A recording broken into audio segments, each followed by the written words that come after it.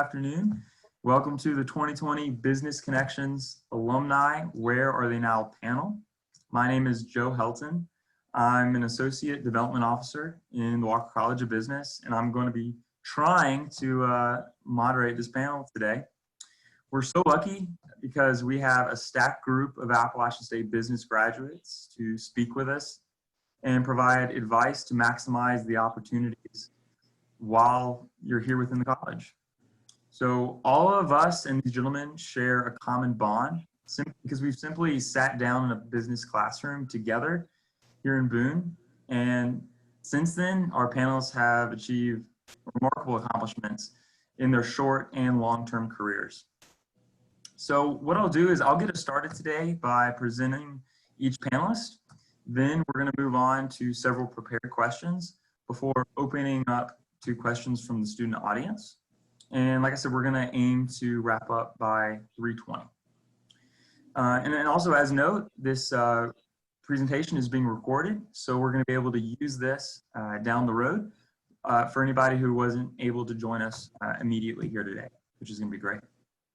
So how about Mr. Reaves, JK, will you get us rolling by introducing yourself, telling us what your major was, and describing what you're doing now? Okay.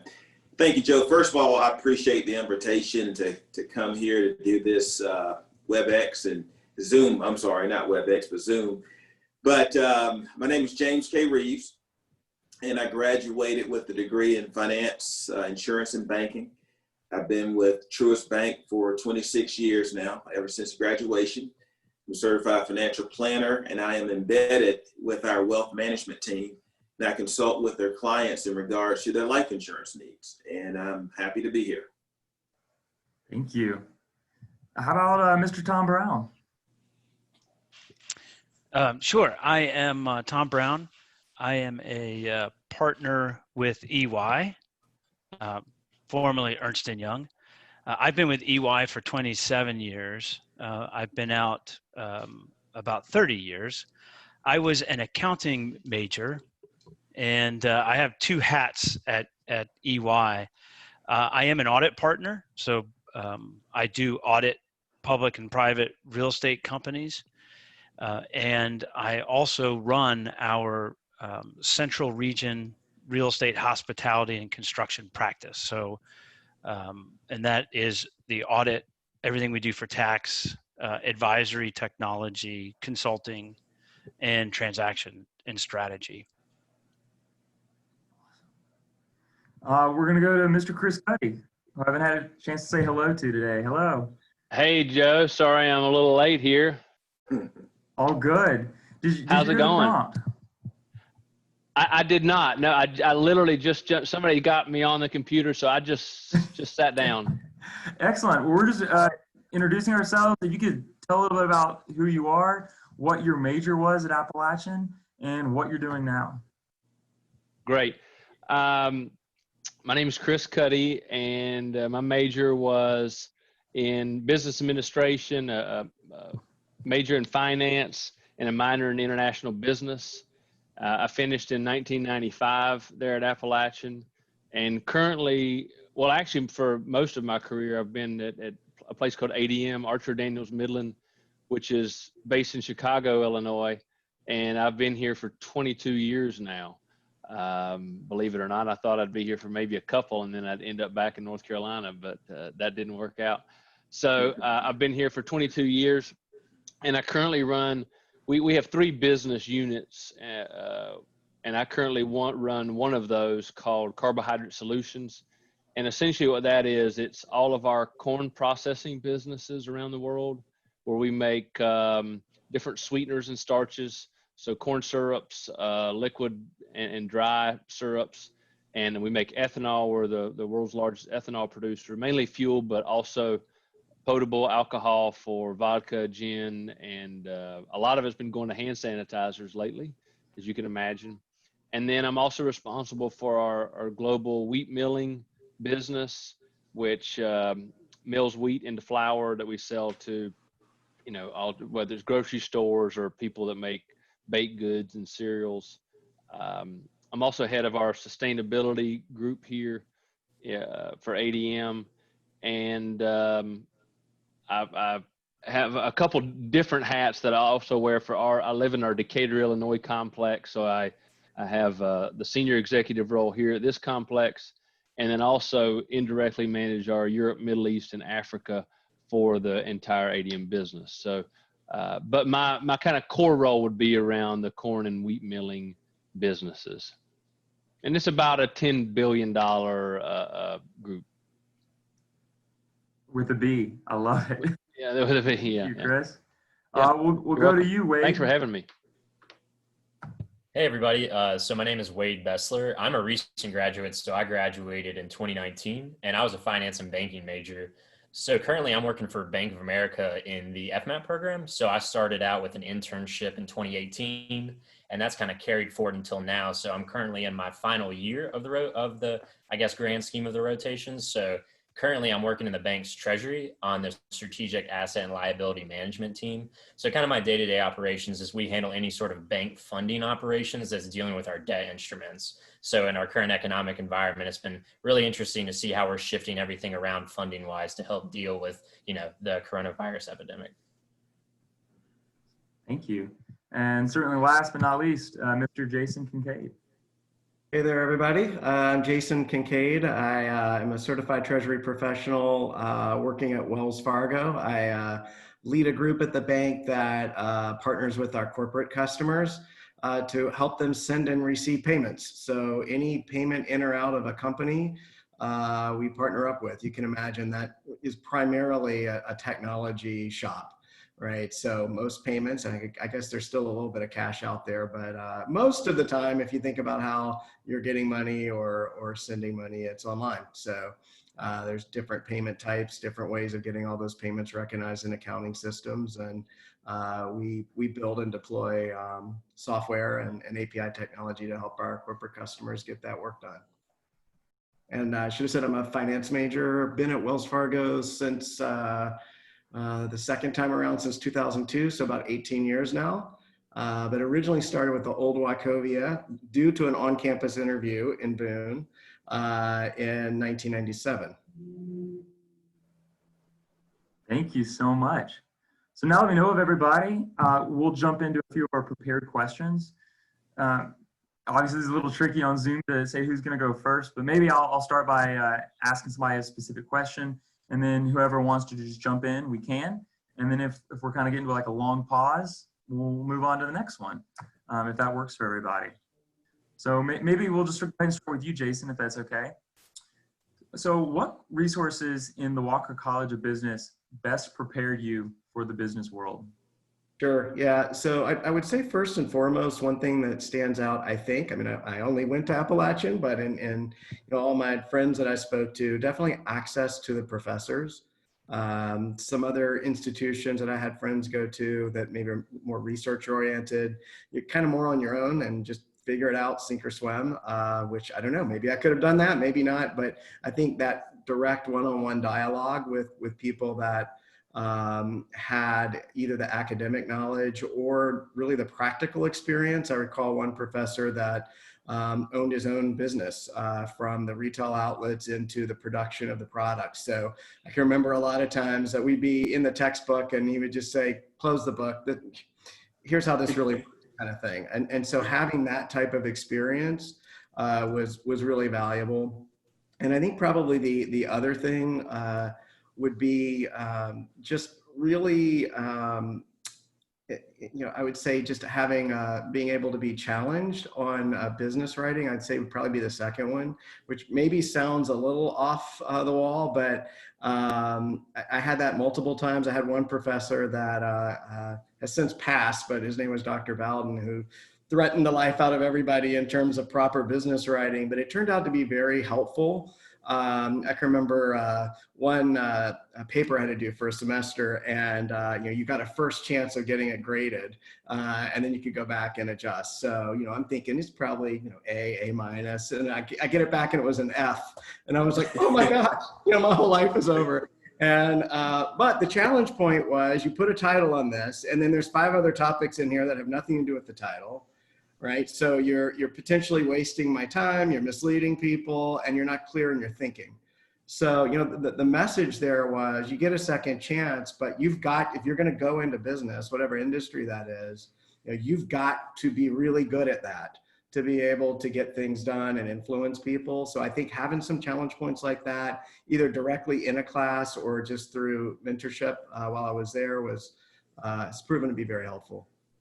Yeah, just kind of piggybacking off of that, I think utilizing the staff is, somewhat maybe of a direct answer, but, it's unique to Appalachian in the sense that I think, speaking for the finance program, the staff that you have access to, a lot of them have real world experience. And I remember, being prepared for my internship in 2018, thinking like, what am I getting into? I've never worked in an environment like this. I'm not sure what's going to happen. I had a lot of support from my professors just kind of telling me like this, you're interested in these things in class, this is going to transfer to your work. And I think I really got to see that when I came back for my senior year of college to then go back to work for the bank. And those concepts that I've been building throughout my time at Appalachian, especially your senior year classes, once you get that corporate experience, they just all start to mend together. And I think even now, being a whole year and a half out of school, I'm still coming across concepts where I directly remember like taking exams on things like this. So I think the staff does a great job at, not only being available, but giving you real world material to work on. And that just carries over right into your job. I agree. This is James Reaves. Those analytical skills I still rely on today. So Walker College of Business, the faculty was just outstanding when I was in school. That was a long time ago, and I'm sure they still are now. But I just have such fond memories of, like you just said, getting in an environment, and I came in through the management, we call the management development program at the time, but going over concepts and just smiling, saying, hey, I've done this before, and just seeing some of my coworkers struggle on those concepts. Now, they graduated from business schools and other colleges, but it was some basic concepts that they were not even aware of. But because I graduated from Walker, I was able to eat the lunch.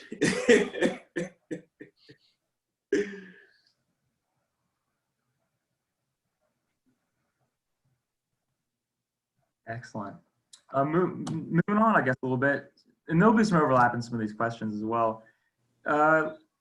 Let's see, does anybody have an experience from App State that helped set you apart from other candidates that helped you land your first job after graduation? Yeah, I could comment on that. So, not directly related to me landing the job, but, coming in through the management program and the internship, taking the financial, the name of the class, I think, is Financial Analysis Application on Excel. That was a pretty unique class. And I was actually the last graduating finance class where that wasn't a requirement for the major. To my understanding, it is a requirement now. So, coming into the internship with all of the other interns, we're all finishing our junior year. We've been introduced to a lot of financial concepts. We haven't necessarily done a lot of, hands on the ground applicable work to what you're going to be doing for your job. That Excel class really helped set me apart in the sense of everything I learned in that class was directly relatable to work. And I came in with kind of an advanced general Excel knowledge, how to take this data set and make it do this, or just, how to maybe fix a formula issue.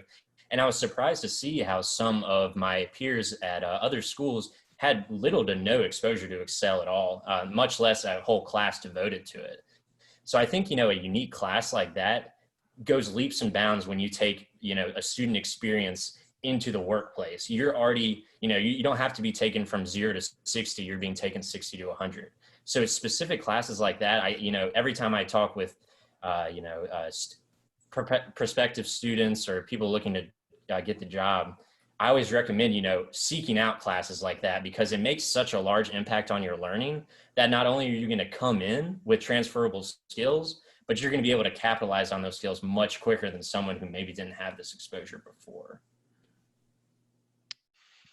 A completely different example, but when I was at App, I did theater, and I had that on my resume. I can't tell you how many people said, "Oh, take that off your resume," because it's not relevant to you wanting to go out and get an accounting job.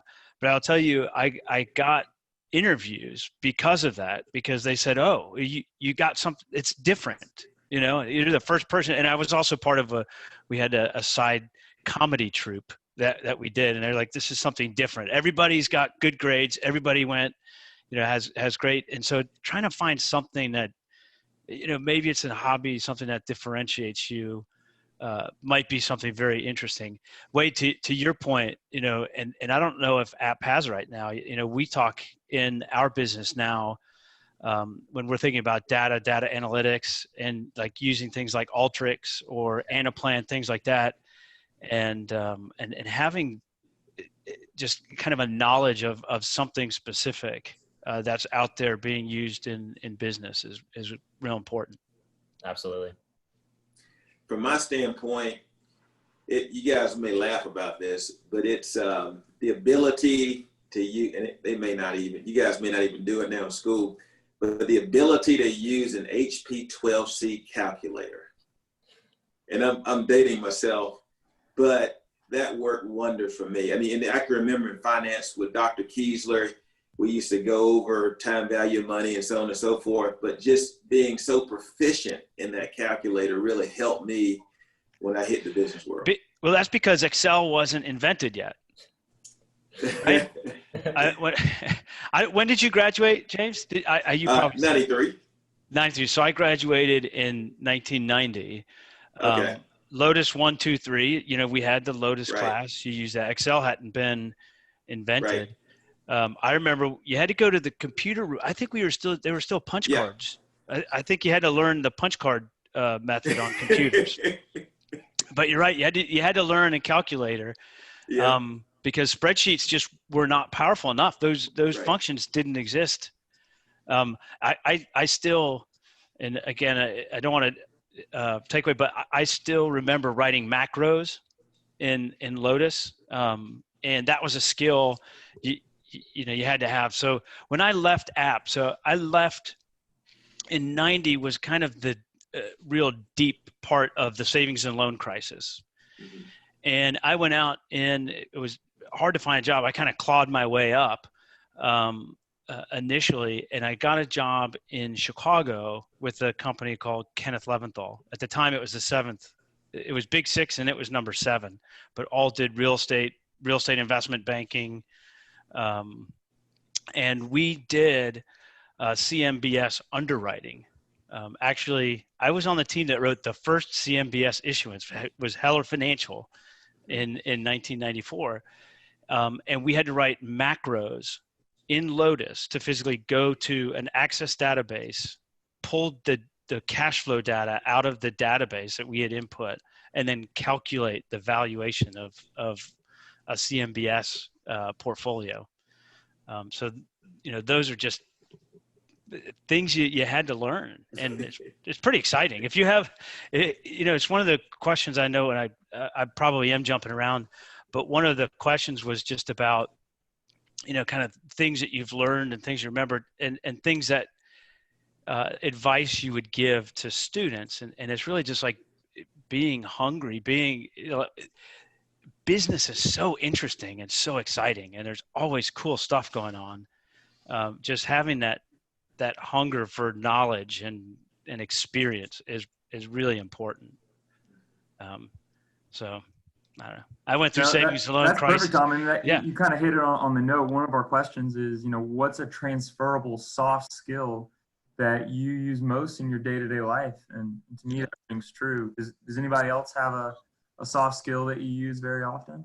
Yeah, I think coming into, either the internship or graduating school, coming into my first year role, I think one of the most important soft skills to transfer is, your presentation and your speaking skills. And that sounds really basic, but being able to speak to individuals about, everyday life is one thing, but being able to conduct yourself in a business meeting where you're having to talk about maybe advanced concepts and still being able to hang in there, kind of me coming in, I'm a lot younger than everyone else besides those that are in the program. It can be a bit intimidating at times. You come into a new area and, you just kind of go, everybody knows more than me. That's kind of how it is.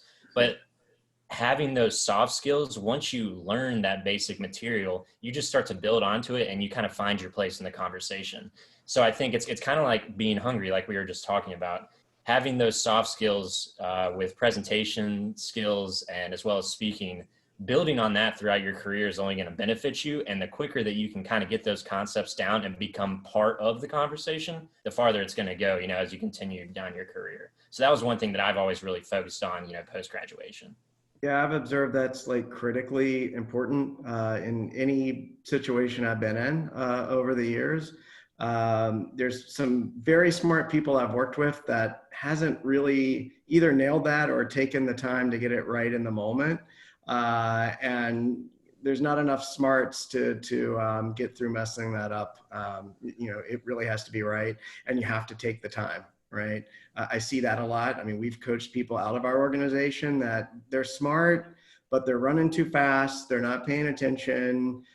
They're in charge of a team of 20 and they're throwing direction at them and the team's now confused. They don't know exactly what to do. And so here's somebody that does know our business, but they're not taking the time to clearly communicate what is going on, what is needed, in an efficient way, right? Like you don't want people to have to peel back what you're trying to tell them. So, it's like if that takes you all afternoon to get ready for a 5-minute conversation, take all afternoon to get ready for a 5-minute conversation.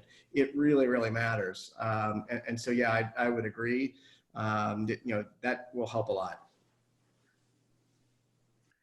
Mine's a little bit different, and that's, you guys made some very good points, but I would say, just coming in, just being polite, saying please, thank you, yes sir, and yes ma'am.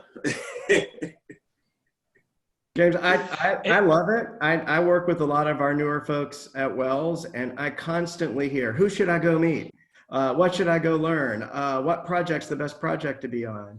And what I never hear, maybe not never, that's a strong word, but I don't hear it a lot, is how can I help? Yeah. And it gives you a window into someone's thinking, right? I'm here for me. I want a promotion. I want this. I want more money. I'm like, yeah, but you're not giving anything, right? And at Wade, to your point, and I remember the same thing when I started at Old Wachovia. I'm like, I'm glad they hired me. I got the job from on-campus interviewing, so take advantage of that if you have those opportunities. But I get down to Winston-Salem and I'm like, I don't know why they hired me. I did classes, but I don't know what these people are doing, right? But to your point, I'm like, you know what, but I'm going to be there bright and early before any manager gets there. I'm going to stay until they leave and I'm going to learn. I had the basic concepts. I agree with what everybody said.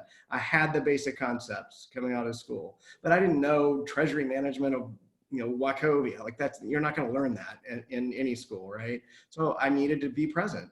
And, if you want me to make your copies or, get your coffee, something along the way. And over time, you start learning and somebody throws you on a project and you contribute and it's more and it's more and it compounds itself. So those basics, I don't hear a lot about them anymore. And I think it's a fundamental miss that people come in day one and you are not on a good footing if your head's not straight there. So I think, James, spot on. I see people really mess that one up and it really limits their success. Yeah, I actually echo what we've all said. I think especially the bigger the company, how do you differentiate yourself from everyone else? Because as what's already been said, there's a lot of smart people. When you get out in the real world, you realize that brains you don't just have to be the top of your class when you get in some of these big companies, that there's a lot of smart folks. And so, as Jason said, I had a lot of the same tactics. Be the first one in the office and the last one to leave. Somehow be noticed. Get involved in teams. When people need things done, raise your hand. And be a part of the solution, not part of the one that's sitting in the corner, on Instagram and Snapchatting away. I do find one of the things that people that I see at our group, and we have kind of an open office concept, so you can see what a lot of people are doing, is you do walk around and people are on their phones, their heads buried into something that has nothing to do with work. And I particularly see it in the young people that are just coming out of college, and it can be really irritating, and certainly it doesn't look like in their free time they're willing to go and raise their hand and use those soft skills to interject themselves into a new area or or a new project. Instead, they're using that time to do something personal, and it's a big turnoff. We didn't have those problems when I started. I think with Tom and James, probably the same based on what you said. But I'd make that a soft skill if I'm coming out of school today. That maybe some of the people you're working with, like me, you're old and boring, and it's a different group. But just know that you have to have some EQ when you get in some of these offices on what turns them on and what turns them off, and that's a turn off. So make yourself noticed in the right ways. Yeah, and to that point, I mean, sometimes it's just being present and being interactive, right? Because you give projects to the people who are interactive, and if you're just sitting there with your head down, you're not presenting out that you're ready to go and you're ready to engage. Yep, you're likely not to get fired for it, but you're also not going to get a promotion. That's right. I think can I interject? That it certainly finds its way in the workplace, but even outside of that, I mean, I don't think we've yet figured out the implications of social media and the power of the computing that's now in your hand and an iPhone, and it can really do some damage, right? Like you're hearing how it can impact your career, but look at the number of folks. I was watching a movie the other day, and one of the stats they had on there is when you look at when social media hit a mobile device, the teenage and early 20s suicide rate skyrocketed. It's like a complete correlation. So you've got to turn that stuff off, right? It doesn't mean delete your account, but you cannot be on an iPhone 10 hours a night and then come into work the next day fresh of thought, balanced physically and mentally, right? And at best in this country where maybe we understand you're supposed to go for a walk or a jog or your body's not going to be healthy, we're not really good at the mental health thing, right? Like you've got to work at that too, just like you go in the gym, right? And get on the treadmill, working your mind is turn it off a little bit, maybe going and doing the physical exercise. If you're not clear in thought coming into your job, you're going to go nowhere, right? And a lot of the practices that I see happen, particularly with younger people right now, do not suit well for that. So find whatever your balance is, but you got to turn some of that off. Yeah, I agree 100%. I think, I think somebody said, come in early, be the last one to leave. That is so true. I mean, I used to stay in the office so much, my manager had to come in and say, hey, you need to start leaving on time and stop staying here. But I just couldn't help it because I used to stay after work and just study. I was always finding something, some type of certification or something like that to obtain. And I mean, I had people to say, well, why are you doing all that? Are they paying you extra money to do that? And it's like, no, I just like learning. So I think if you can have that type of attitude and always try to do more than what's expected, I think you're not going to have a problem going forward. But I think if you just sort of do the bare minimum, you can't really expect more than bare minimum results. Yeah. You got to do a little extra, whatever that extra is. But just to be clear, it's not just coming in early and leaving late. It's coming in productive and leaving late productive. Right, exactly right. If you're just sitting there because you want to be seen, most managers see right through that and they go, "Oh, that's a bunch of crap. That's not." If you're learning something, if you're, I always felt like you do your project, you do whatever you're doing as best, as well as you can. And efficiently, and then you're there saying, hey, what's the next thing? What can I help with next? Right. So don't just come in with a bagel and sit there and eat and drink coffee. I mean, maybe for reading the Wall Street Journal or something, maybe that's okay. Or on your HP calculator. There you go. Just checking some finance functions here. I'd say the other soft skill, and somebody said it earlier, but and I mentioned there's a lot of smart people in this world. Just being able to get along with folks. For some reason, I don't know why, but there tends to also be a lot of jerks in the world and in the workplace. And you don't have to be an asshole to get ahead. You can be nice, and people rather enjoy it when you're nice to them. It's amazing. And so I just find treating people like you want to be treated. I know this is what you learn in kindergarten, not in college, but you'd be surprised how many people forget about that when they get into the workplace. Maybe it's because I'm in the Midwest and out of the South, but I do find that just being a nice person goes a heck of a long way in getting teams to, I don't want to say to influence people, but it's a nicer work environment. And I find that you're able to get things done. And as Jason said, sometimes you have to cart people out. If no matter how well they perform as an individual over time, there becomes some more teams, I think, are happening in the workplace, especially now that we're doing more virtual because folks just aren't in the office, that if you are in a team environment and you're not a team player, you're going to get exited or pushed to the side really quickly. And I think that's what Jason was alluding to. And I see it too. Yeah, I think kind of bouncing off of that, some really good advice that I got that's my first summer with the bank that has really stuck with me in terms of just being a friendly person. Let your coworkers know that you care about them outside of work. Have discussions about things that don't concern work every once in a while. But the specific piece of advice I got was, be the type of person that when someone that you're either a business partner or someone on your team sees your name on the phone when it's ringing, they want to pick up because they see your name, not because it's business. And I think kind of having that mentality and that building that relationship with the individuals you work with, it'll do nothing but just kind of carry you farther into your career. And I find that even within your company, but even within your industry, your social network becomes very important to you, and you will carry it with you if you leave your current place of employment.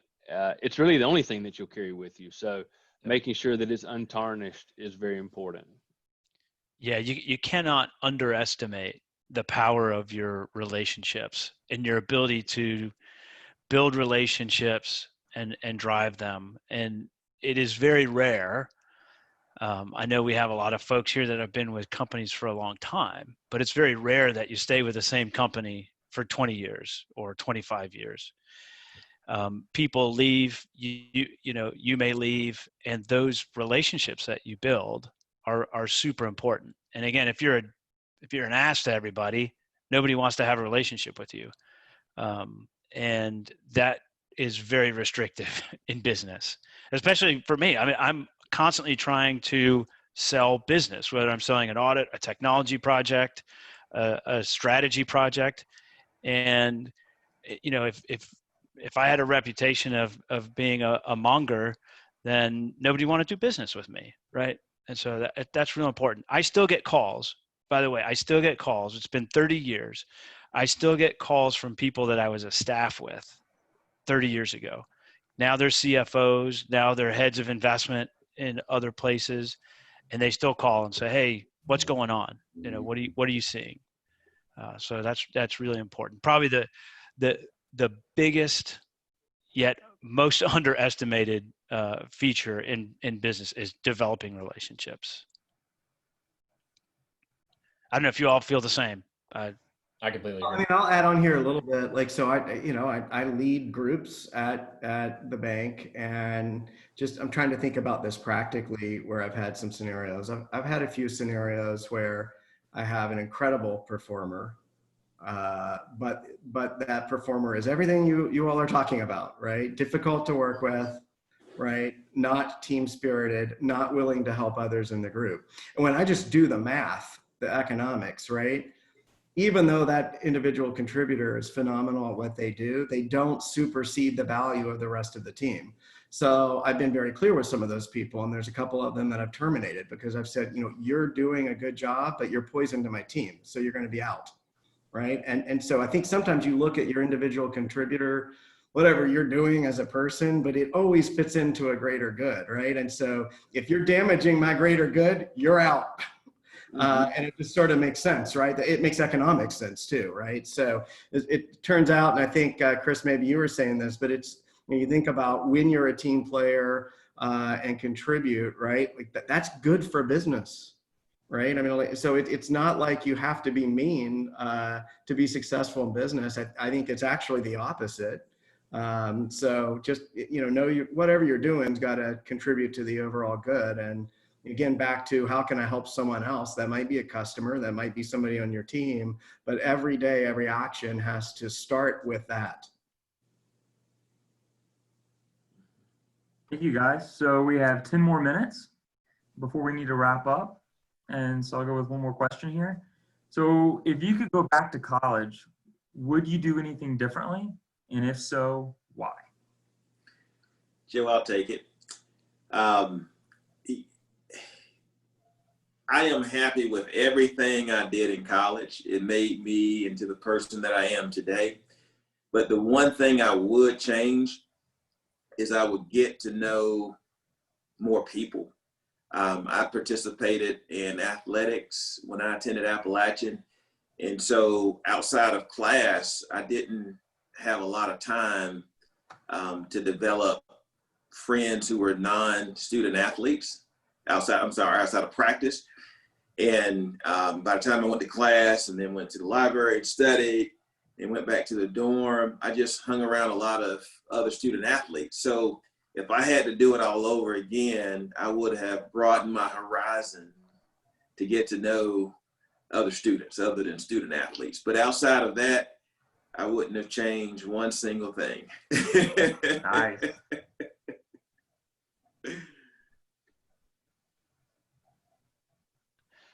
Maybe it's the older guys that are more reflective as they look back, starting to think about retirement. Geez, what would I have changed? I'm with you. I don't think I would have changed what I've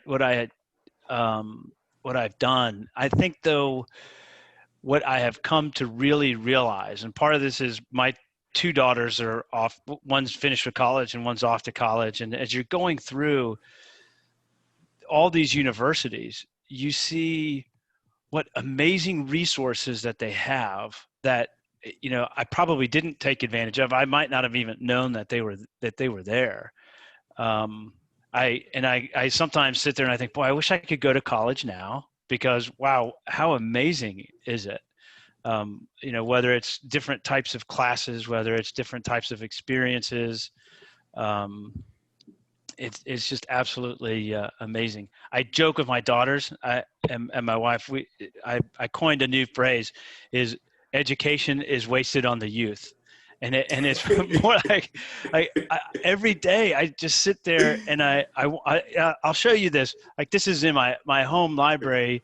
I've got a whole library. I just want to absorb everything, whether it's history, whether it's economics, books, things,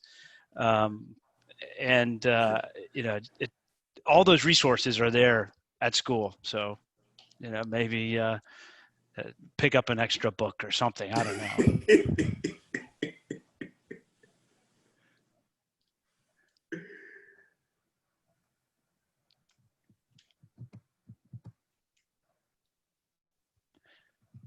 All right.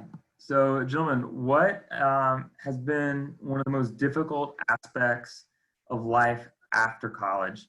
And how can students today prepare for those challenges tomorrow?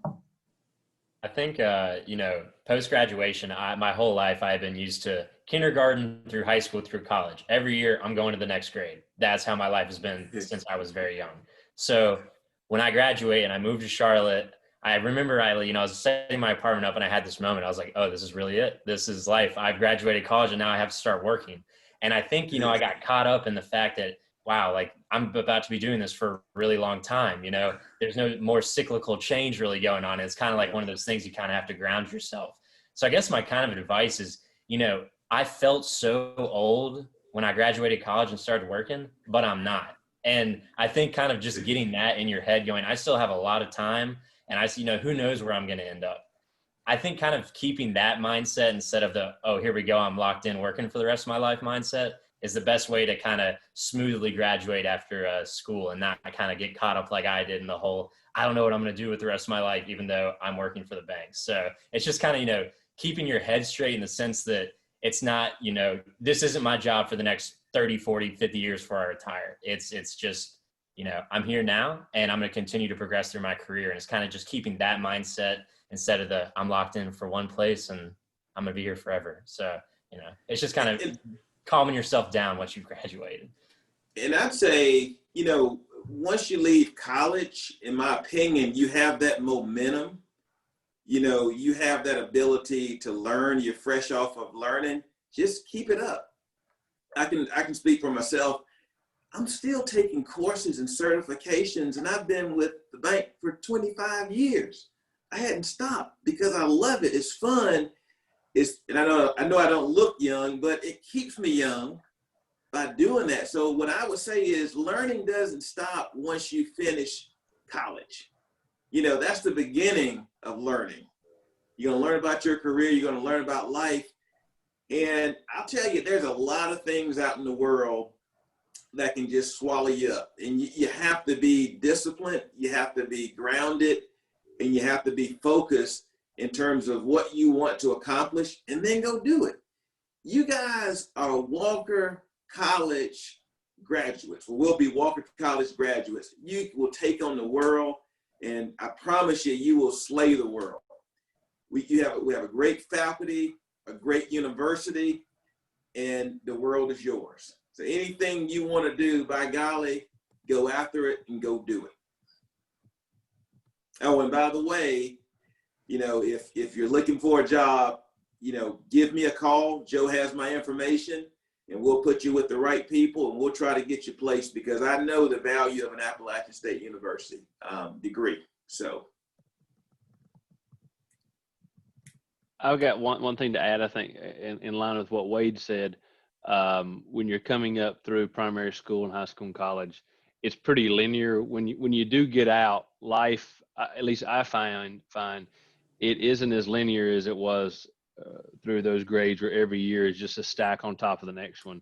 You do get a few curveballs, and life just doesn't move in a straight line after college like it did before college. And I think you have to you have to be a little bit more proactive and aggressive in the direction you want it to take, because it's not like Wade said, where you finish sixth grade and they push you into seventh grade. You get finished with X, and if you're lucky, I think you automatically get propelled, but it's not as automatic as you maybe would like it to be. And that's where you have to sometimes reflect and think about, okay, what do I want to do next in my life? Is this taking me in the right place? Is this job taking me in the right place?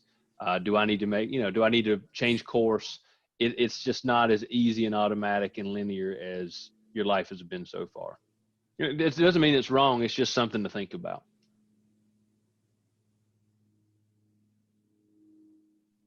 Thank you. So we have one more question that came from the group. I'd love to answer going on that. in the world today, has COVID-19 presented any challenges in your careers? I'd love to answer that. Please. Yeah. The answer is yes. And I'll talk a little bit about COVID, but I want to talk about it in the context of a career. COVID has had an immediate impact on, how we're doing business. Economics has changed a little bit. We've obviously seen a retraction in spending, which has impacted a lot of our clients and even our firm, and which is going to manifest itself with various layoffs and things. You've already seen a lot of layoffs, but I want to put it in context as well to the rest of my career. I came out during the savings and loan crisis. The world was going to end. 1,400 banks went bankrupt. There were no jobs to be had. The economy was in tatters. We fixed it up, and it kept on moving. I moved. Well, then we had the 19, kind of a 2000. The tech bubble burst. In 2002, I moved to Asia because the Asian financial crisis had hit, and their market was falling apart. Guess what? Thousands of banks went bankrupt. People were laid off. There was, basically a global recession. Guess what? 2008. I was in London at the time, or I moved to London during that. And guess what happened? There was a recession. Banks went bankrupt. job layoffs.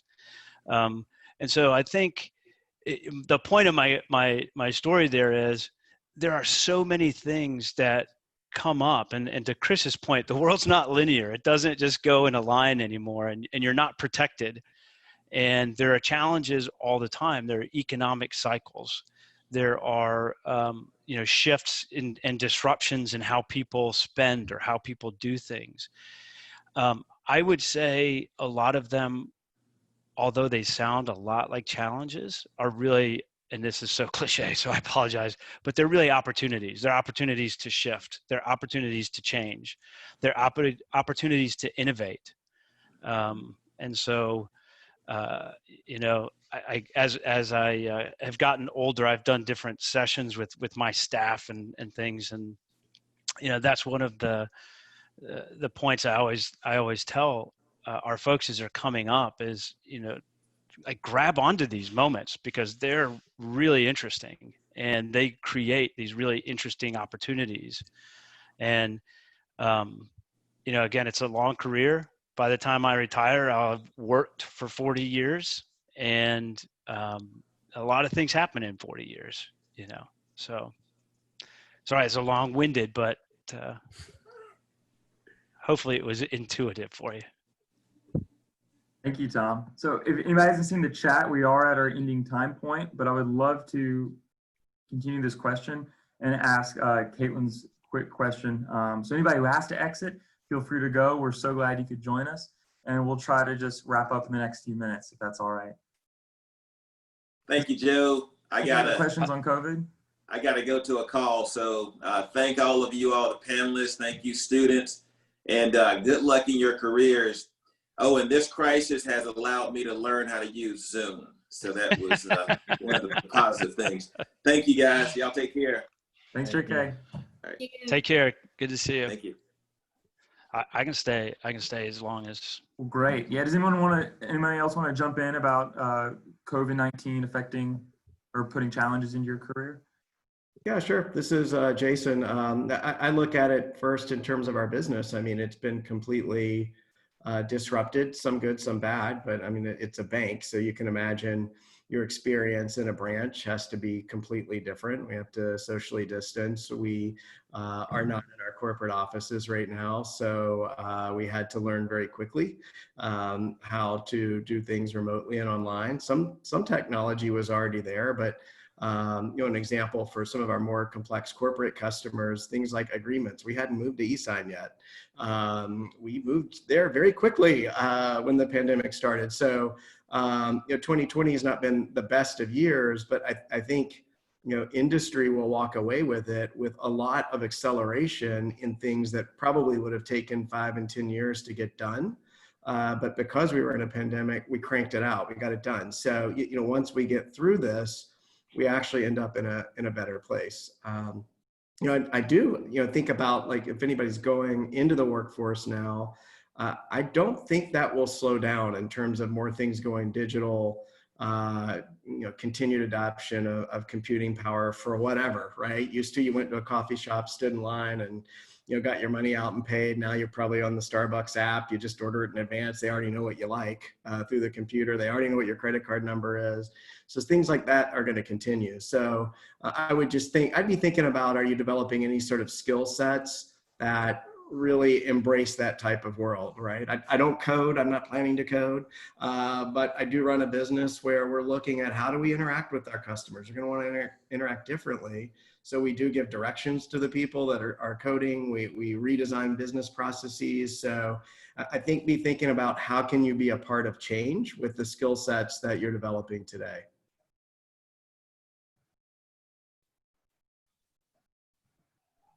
Thank you. All right, so sorry to go over time, everybody, but last question here from Caitlin. Do you recommend getting your master's degree right out of college? I have something to say there, and I'm sure there'll probably be different answers. I think one thing that's really important to remember is for all the new technology we get and for all the changes the world sees, there's still some basic fundamental rules of economics, right? So I'd say if you're sitting on a ton of extra money and want to continue your education, why not? right? But if you already have school debt, your economic decisions or economic situation could degrade, right? Debt stacks up on you in an exponential way.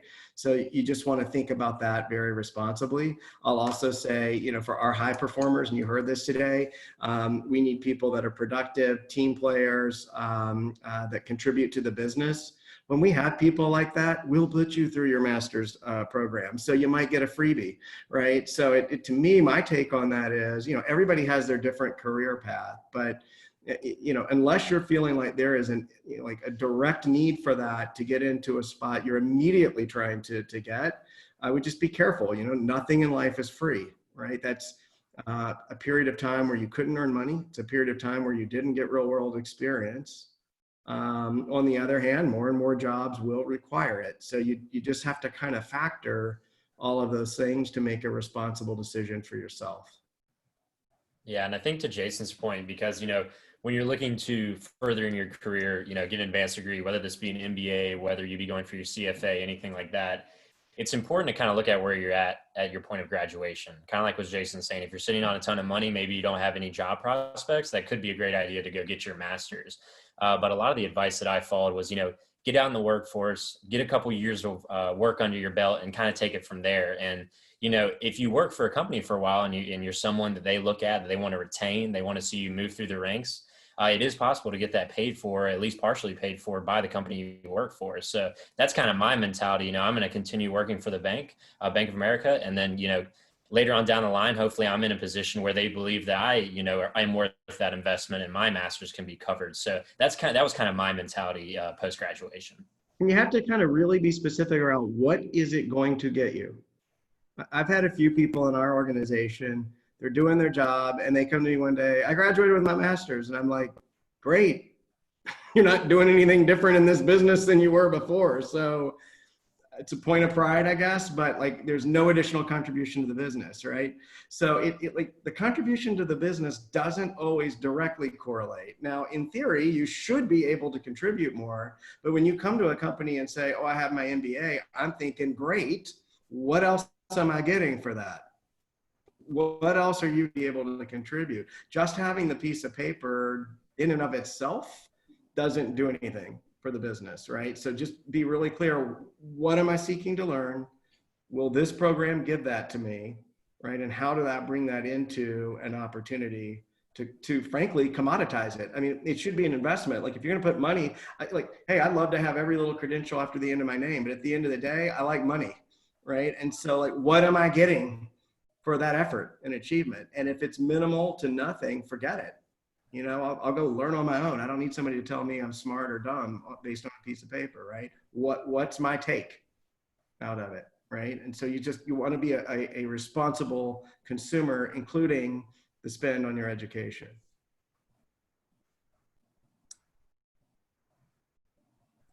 Any other more thoughts from the group before we wrap up? All right, well, I'll go ahead and conclude our panel, but huge thank you for Jason, Chris, Wade, Tom, and JK's insight. I mean, I don't know about you guys, but I am fired up, ready to get back to work from all this. So big thank you from Appalachian, gentlemen, and I hope everybody took a lot away from this. And we'll go ahead and conclude, but thank you everyone for being a part of this. Hey, Joe. Yes, sir. I know somebody had a question about a follow-up. I mean, I'm happy if you want to give folks my email, or I don't know if there's a mechanism to share our contact information, but I mean, we used to just, if we were there, we'd give out business cards, right? Yeah, exactly. But I will figure it out. Yeah, Okay. you can share mine too. I'm happy to. Here. Yeah. And then Excellent. Joe, I have Okay. the attendance Good idea, list, Tom. so I can send you that attendance list if you want to use that to send out their contact info. Yeah, perfect. So I'll coordinate with Melissa to get everyone's email out if that's okay with everybody. Yeah, that sounds good. Fine. I think I heard from everyone. Okay. Terrific. Thank you. Yeah. Well, great. Thank you guys. Thank All you. right. Thanks for having us. Thank you guys. Thank you. Everyone have a good afternoon, and we're almost at that weekend. Oh yeah. And Bye. then Joe, I think I have your email that Amy sent me the link through. So I'll send you that attendance list here in just a minute. Okay, great. And then I can just send their emails out to that attendance list. Yeah, you should be able to. Terrific. Sorry for going over. No worries. Thank you so much. Yeah, I hope that went okay. I don't know if Yeah, it was any great. others. It was great. All right. Also, do you know who